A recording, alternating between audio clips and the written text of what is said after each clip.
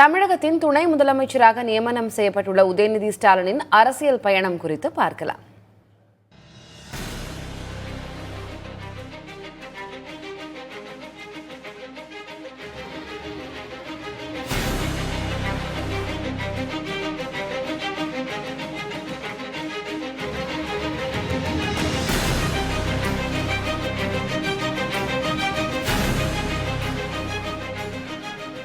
போராட்டங்கள், ஊராட்சி சபை கூட்டங்கள், தேர்தல் பரப்புரை என்று உதயநிதி செயல்பட்டு வந்திருந்தாலும் அவர் சினிமாவை தாண்டி அரசியலில் கவனம் பெற்றது 2021ஆம் ஆண்டு சட்டமன்ற தேர்தல் பரப்புரையின் போதுதான்.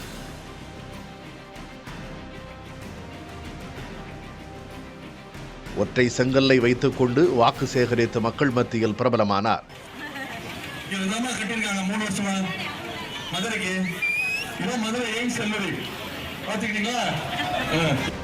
1977ஆம் ஆண்டு நவம்பர் 27ஆம் தேதி பிறந்த உதயநிதி சென்னை லயோலா கல்லூரியில் பட்டப்படிப்பை முடித்தார். அரசியல் குடும்பத்தில் பிறந்த உதயநிதிக்கு சினிமாதான் முதலில் அடையாளம் கொடுத்தது. தயாரிப்பாளராகவும் அதனைத் தொடர்ந்து நடிகராகவும் அவர் திரைத்துறையில் ஜொலித்தார்.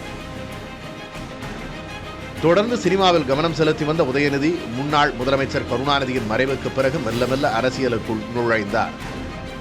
2016ஆம் ஆண்டு முதல் திமுகவின் அதிகாரப்பூர்வ நாளேடான முரசொலியின் நிர்வாக இயக்குநராக இருந்து வருகிறார்.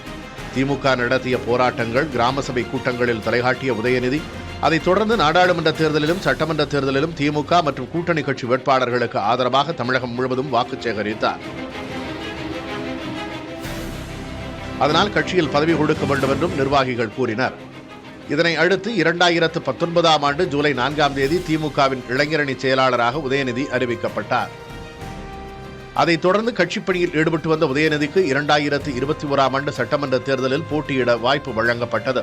சேப்பாக்கம் திருவல்லிக்கேணி தொகுதியில் களம் கண்டார். அவர் போட்டியிடும் தொகுதி மட்டுமல்லாமல் தமிழகம் முழுவதும் தீவிர வாக்கு சேகரிப்பில் ஈடுபட்டார் உதயநிதி. தான் போட்டியிட்ட தொகுதியில் 69,000 வாக்கு வித்தியாசத்தில் வெற்றி பெற்றார். அதனைத் தொடர்ந்து நடைபெற்ற திமுகவின் 15வது உட்கட்சி தேர்தலில் இளைஞரணி செயலாளராக உதயநிதி மீண்டும் தேர்வு செய்யப்பட்டார். அமைச்சரவையில் பணியாற்றியதோடு மக்களவைத் தேர்தலில் திமுகவின் சிறப்பான வெற்றிக்கும் தீவிர களப்பணியாற்றினார். இதனை அடுத்து அவரை துணை முதலமைச்சராக்க வேண்டும் என கட்சியின் மூத்த தலைவர்கள், தொண்டர்கள் என பலரும் வலியுறுத்தி வந்தனர். கட்சியின் பவள விழாவிலும் இந்த கோரிக்கை ஓங்கி ஒலித்த நிலையில் நாங்கள் ஏற்றுக்கொள்வோம், காலந்தாத்தார்கள், நன்றி, வணக்கம். தமிழகத்தின் துணை முதலமைச்சராகி உள்ளார் உதயநிதி.